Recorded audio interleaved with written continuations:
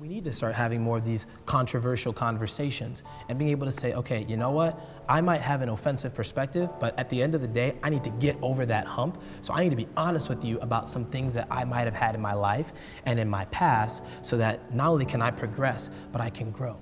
Hey everyone, so we are the cast of a Jubilee video that you guys may or may not have seen. It was about Black people and Asian people. And we wanted to gather here today to have a interesting chat, and hopefully you guys find value. So I'm gonna start with an introduction. So my name is Tony. I'm 35 and I'm a podcaster and a marketer, and I got to be on there. And then, yeah, I'll let other people introduce themselves and kind of get the conversation going. Hi guys, my name is Taylor. I'm from the San Gabriel Valley, Pasadena area. I am a program assistant for a nonprofit, and I'm 25. Great, who wants to go next? Hi, I'm Faith. I'm 21 years old, and I am an apprentice at my father's hair salon.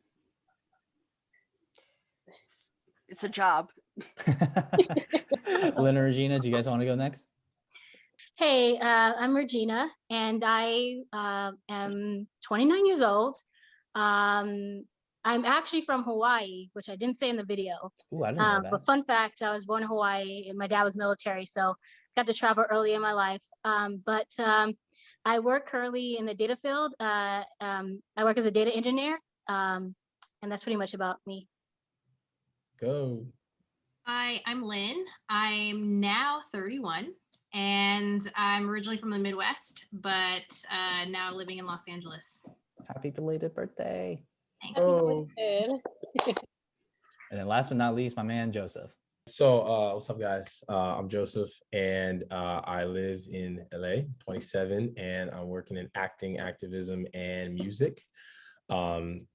And we came on the show all together, really wanting to, just learn from one another, and really, I think, step outside of our comfort zone about this whole issue of things that are going on in the Black community, things that are going on in the Asian community, and really just seeing how we can kind of like break past some of the, whether it's stereotypes or just some of the division by having honest conversation.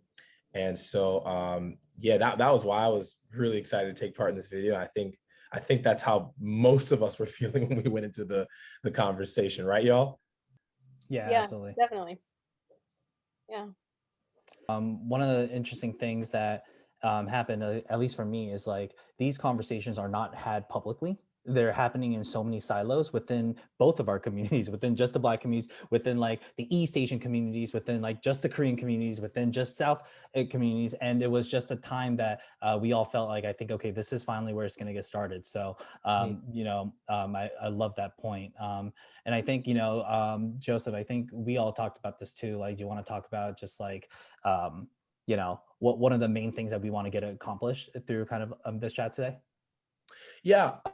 So the reason why we're all here is because the video came out, and obviously when you participate in any video, it's almost like Christmas Day, right? Or anything. You're just like, okay, great. Can't wait to open this up and see what it's like. And so I remember going and watching the video and looking at some of the comments, and there were a number of people, some of y'all might even be watching this video, in the comments that they were saying things from, oh, it seems like this was too tame of a conversation. It didn't really hit hard on the issues. And I think there were a couple of misunderstandings that were included as well. And so what we wanted to do was get together collectively, having been part of that larger conversation that was, edited down to about 20 some minutes or so, and just really provide some context and really continue the conversation. Because we both of our communities, we really need to have more healing, and we do need to link arms together in unity. And so that's the purpose of this conversation today. Yeah, no, I love it. And I think we'll definitely get there. One of the things I think also a lot of people were curious about is just how we get casted, what's the process like, and things like that. So let me start there. Lynn, like, what was it like for you getting on set and like that whole nine? I was really excited because, like Joe said, this is a conversation that we don't really have very often. And 2020 was kind of a crazy year where there's a lot of stuff going on. And that in my personal life, I was having a lot of deep conversations about anti-Blackness in the Asian community with my own family, and kind of being that representative in my family to educate everybody on what's going on, because there is a language barrier there. And so I was excited to have this conversation in a way that everyone could see this and then spark new conversations with people and their families. So yeah, I was just really excited to be there, really excited to meet everybody. And I thought you all were awesome and it was great. And yeah, I guess what a lot of people don't know is we had a long time to bond before the video, because they were delayed with filming some other things. So although they like try to come in and like hush us, like don't talk about the topic, we were all over the place. So, yeah. Yeah, that's perfect. Regina, what are some of the conversations you remember we had before actually going in? Because like Lynn said, I think we were waiting there for like 2 hours just because the shoot was going longer. So we chatted about some stuff. So what do you remember from that? I'll be honest. I think we talked on everything. So even pulling out some things, I think we talked more about upbringing. I know we dug a little bit into like just interests. I know. I know Tony. We were asking a lot of questions about your job in particular. Yeah. Hotspot, but I think because your job is kind of interesting, I think it served those questions. But like I said, I think people don't realize, once again, how long we actually had time to kind of talk to each other, and then the fact of like we even ate lunch together, which was something that I'm not sure if other middle ground people did, but we had lunch together, we had conversations. So to be frank, I was more nervous after doing that and walking in and realizing maybe this cool person, or this perceived cool person, turns out to be, I joked with you guys, Uncle and Auntie Ruckuses, and like, oh, we just broke bread, but you feel this way? Like that was one fear after we did all that, to be frank. Yeah, no. And then the other thing I think people did ask, and there was a very start at the early of the video, right, that everybody was COVID tested. So, Taylor, do you want to talk a little bit about your journey with all that? Oh, good God. So I actually was not there when you guys were eating lunch, because part of the reason, I think I am the sole reason why we were delayed, is because I was not there. We were all supposed to be COVID tested, and I got COVID tested because I was told that I was accepted in the video on Thursday. I don't know when you guys were told, but I was told 2 days after they told me that I was gonna get told. Oh, okay. Yeah, I was told Thursday evening. I set up my appointment at the Dodger Stadium on that day, and I got COVID tested on Friday. Well, I never got my test results. I wake up Sunday morning. The shoot was on Sunday, December 6th, and I was freaking out. And so I text the director, the person I was in contact with, Rajani, and she was like, "Look, you got to go get COVID tested at one of these Rapid testing places. rapid testing places." Rapid test, man. And so I went. There was one in Pasadena. I went there, and I was there standing in line for 4 hours. Oh The shoot was supposed to start at 12. It didn't start till what, like 3:30. I think And so. Rajani was Yeah. so sweet. She was so understanding, and I was scared. I was really scared that they were going to tell me I wasn't able to be in the video, and they just kept pushing it back. And so Yeah. finally because the line was wrapped around the building. Like I was there for hours. So I get my COVID test. I'm like rushing from Pasadena to LA, downtown, kind of like downtown-ish area. And I ran in there, they mic'd me up, and we did it. So it was a lot. Getting a rapid COVID test is horrible. There's people coughing. You're like trying to back up and be 6 feet apart. So yeah, that was awful. But just to be able to actually participate in the video, I was so grateful. I was really appreciative that they kept pushing it back, because we had a great experience. I think everyone else feels the same way too. And I'm just really grateful that I was able to do it. But yeah, it was a whirlwind. It was a Yeah. whirlwind. Yeah. And Joseph, you had, I mean, this is your second video, so you've already been through this. What was it like for the first one and the second one? Like, give people a little bit behind the scenes of kind of like the entire process here. Yeah. So this is kind of interesting because so I was in, if you guys haven't picked up on this already, hi. I was in a video back in, I think it was 2019, yeah, beginning of 2019, but it was filmed in 2018.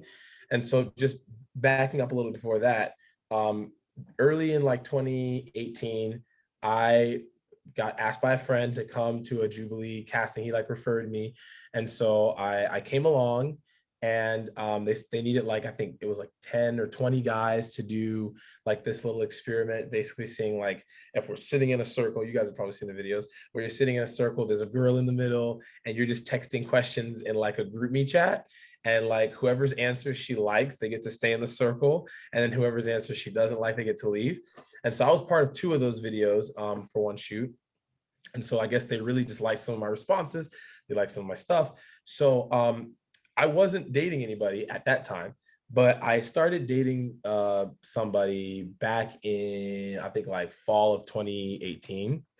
And so what ended up happening is that they sent me an email basically saying, hey, Joseph, we really loved your personality, and we love, how you did in the last video.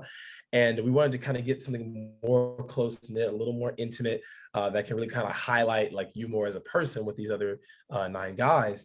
And so they were just like, hey, would you be willing to come along? We're basically going to be doing kind of like this thing to see if people react more based off of like, visual appearance and connection based off of that, or if it's more off of just communication. So I went on, and of course in the video, as you see, there's like a divider between me and this girl, and I can't see her, she can't see me. Long story short, I go on to win it. Didn't know that it was like a serious thing, because that's not how it's advertised to me. And then the girl at the end is just like, oh, well, I guess I can't wait to see where this goes. And I was like, well, I got a girl, And so that obviously became this huge thing. There was another guy in the break room. He had a girlfriend. His girlfriend was literally in the break room, right? So clearly he didn't know it either. And so, I thought it wasn't going to be that big of a deal, but because of the fact that happened, and then of course they went ahead and edited it, when the video came out, it just looked like I went on the show on purpose, knowing that it was just about single people. And then I just did that to like break the girl's heart. And it's so fun, and it's all fun and jokes, but like I was on tabloids in like the UK, and I was getting like literally death threats, about this stuff. So I think going into the second video, or I guess the third video now, if you really talk about it, going into this third video, I kind of knew like, okay, I'm not really sure where it's going to go, but I at least feel like the conversation, it's a serious topic. It's not like, more of like a comedic type situation. And so my expectation kind of going into the video was, okay, I really want to like have a conversation before we go and sit down, because I want to get to know the person before I like, have a conversation on camera. And so we all clicked. We, like you said, we ate together. I was like, all right, they breaking bread with me. I hope they don't bust me up in the video, but it was super like, eye-opening just to talk to you guys outside of the context of like your culture and your race, right? Which for me, for a lot of my life, I've had Asian friends, but I'm talking about just like in a general context. A lot of times when you see somebody, it's like, oh, well, they're Asian or they're Black or they're white. That's the first thing you notice.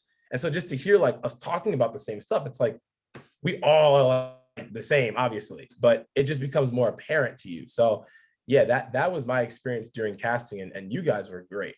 Obviously, we followed each other on Instagram. We didn't hate each other. So yeah, there you go. Yeah, I'm like, go check up our Instagram. We're all allies with each other. Right. And then Faith, you were the first one to go in, so I think a little more behind the scenes, right? They all wanted to tape our intros before we all met each other. So you were the first one to go in, Faith. Walk us through what that was like, what kind of questions they asked. Give everybody a little bit behind the scenes there.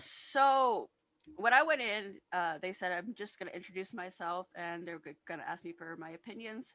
I believe that the questions differed between person to person. I was asked about drug violence and gang culture, and how I was talking about how Asian Americans do have that problem. And I also talked about how my brother had gotten racially targeted by the police, but that has been completely taken out. The only part that they liked was when I said that we both are oppressed. Yeah, no, and So I think this is such a kind of interesting behind the scenes context, because you guys all mentioned we chatted for a while, Two but and a half hours. yeah, and we only got a very small bit of that clip. So I think one of the things that I would love to just share with everyone is like not only even during the actual filming, but there was a lot of pre-conversations too. And I wish the commenters and subscribers got that context. So, like I would love kind of actually, let's just start with you, Faith, because you kind of went last. So I'll go the other way here. What was some of the things that, you wish that the commenters and subscribers just had a little bit more context on, because it was such a bigger shoot. And I think we painted a good picture of that right now. I feel like they shouldn't have assumed that we didn't like each other, because watching the video, I don't see any like bad intentions between either side, no matter what perspective I watch it at. And I think they forget that we are humans, because they just see us on as people on a screen. And I had even seen a comment saying, "Faith isn't what I imagine an Asian to look like." But like, what is an Asian supposed to look like? I'm not there to do that for you, but like, we are real people. At the end of the day, we can be friends with whatever race we want. And for those who took my comment about my brother out of context, there was a long history there. My Only the Black community has accepted my brother, and he was a basketball coach. So I was around the Black community a lot, which is why I then thought my brother was Black, not in a racist way. I mean, yeah, I Yeah. guess it's stereotypical, but it's not in a racist way. Like, I never thought, like, the only time I was afraid of a black guy was when my brother was playing basketball, and then this other guy wanted the court and said, "If you don't move, there's going to be World War III." That was the only bad time I've had with a black person. Yeah, I mean, I think a lot of people definitely took a very small second and then defined your entire life for you. And those things are, unfortunately, it happens a lot, right? But I really appreciate you being able to articulate that, like that in a good way. And then, Lynn, you and I were in the first clip together, and that wasn't the first question asked for this group. So would love to hear kind of like your take on just, what other context you want to give the viewers. Yeah, I think the main thing, especially with that first question that you mentioned, because I got a lot of comments about like what Lynn says she's white when she's in a group full of Asians. Like, I think people just really didn't understand what I was And by the talking way, I said it too, right? Yeah. And everybody forgot about that. It's only you said it and focused on you. Yeah, I mean, whatever, but like, I just Cheered think, up, Tony. That got the headlines, bro. yeah. I was just trying to be as honest as possible from my perspective. I understand that we were like representing Asian Americans, but in general, I don't actually represent all Asian Americans. We all have such different experiences. We're all from different ethnicities, and I was just trying to be as honest as possible. Like, yeah, I do sometimes associate myself with white culture. Like, I was just being really upfront and honest. And honestly, I wasn't even thinking about they're going to edit this later on. The question was asked, I came up, I answered.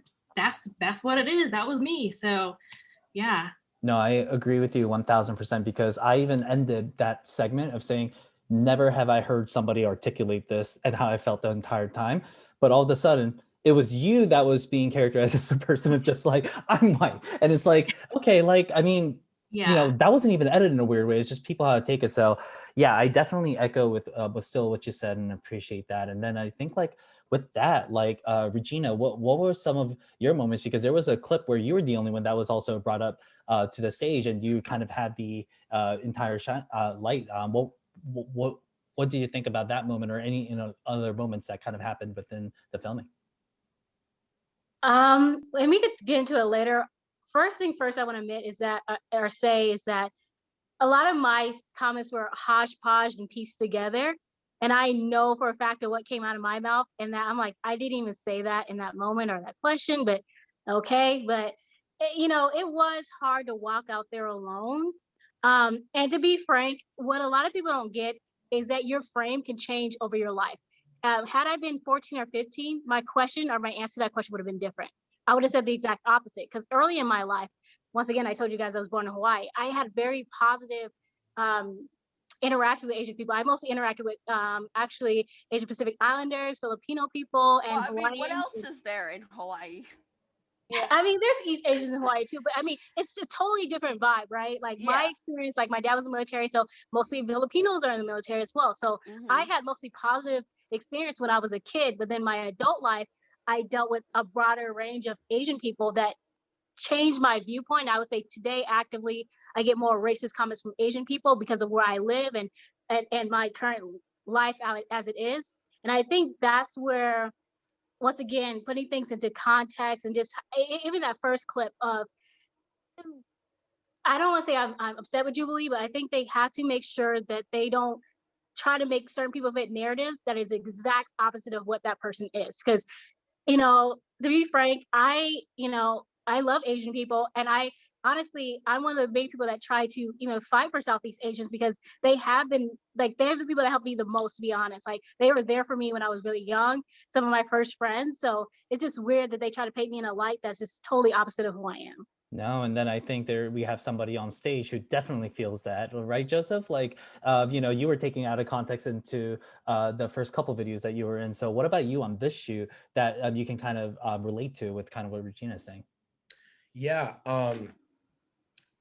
And uh, I want to tap into that for like 30 seconds or less. The first thing you just said, I noticed that on that Jubilee video that I mentioned in the beginning, the first or the second one that I did with the girl, they did an exit interview with her and they didn't do an exit interview with me. So it wasn't like both of us got an opportunity to kind of like fairly share. I mean, and she was very nice, obviously, the way she like expressed what happened, but it wasn't like a fair opportunity for both of us to do so and kind of share that in that way.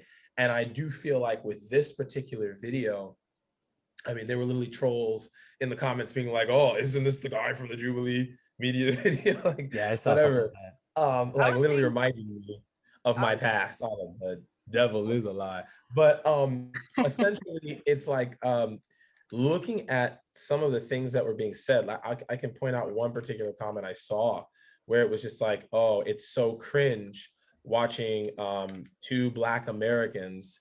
And I'm not sure if they were talking. I think they might have been talking about Taylor and I, or Regina Oh, and when I. you guys were laughing, when you Yeah. guys were. So basically, we it was the part we were talking about stereotypes, and Mhm. when there's like, oh, have you stereotyped the other side?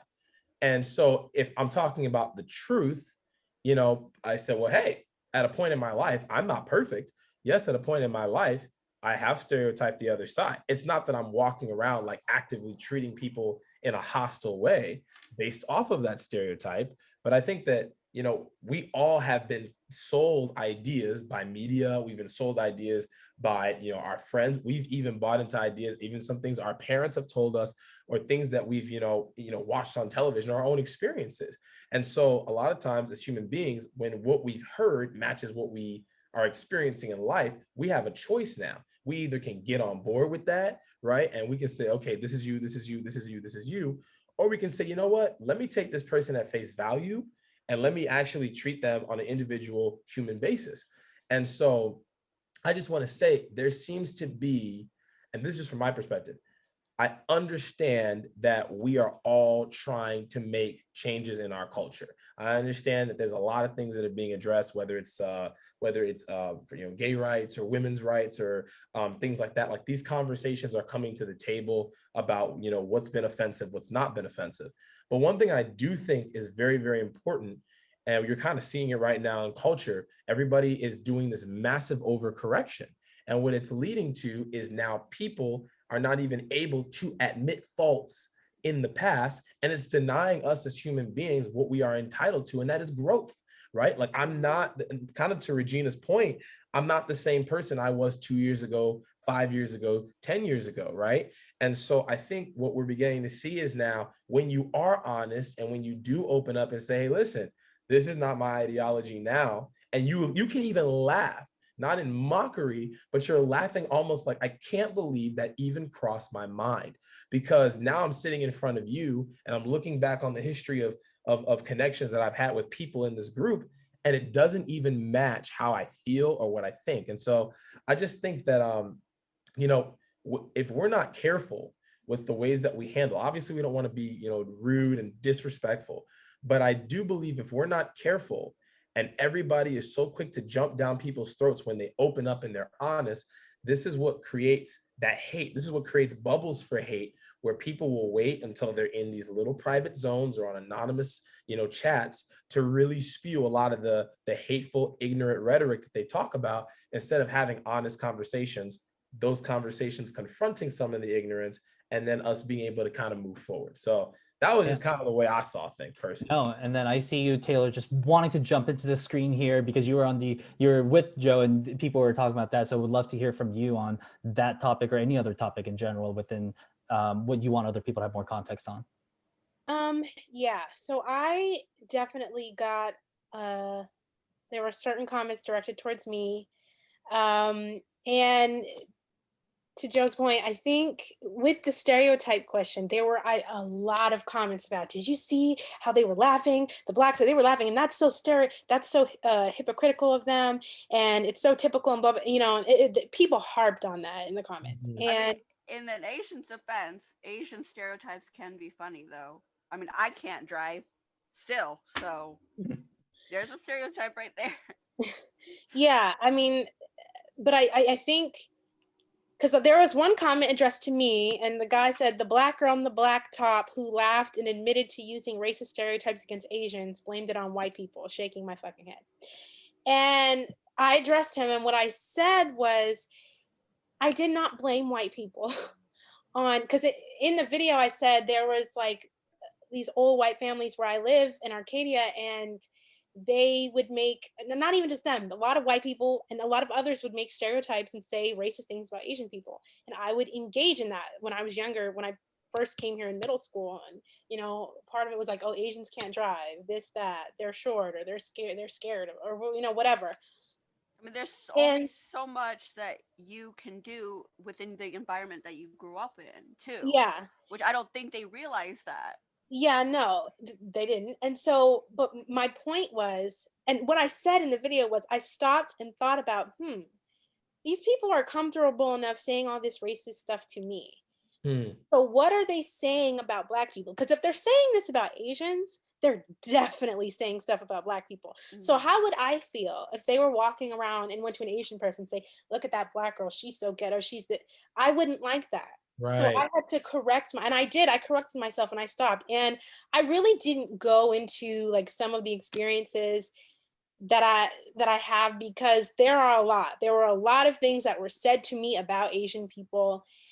There was in my high school, there was like a video that went viral of a elderly Asian woman. She was like maybe middle age, or 60s, and her daughter and this white girl, and they had gotten into a car accident, and the white girl was like just antagonizing her and mocking her because she had a thick accent.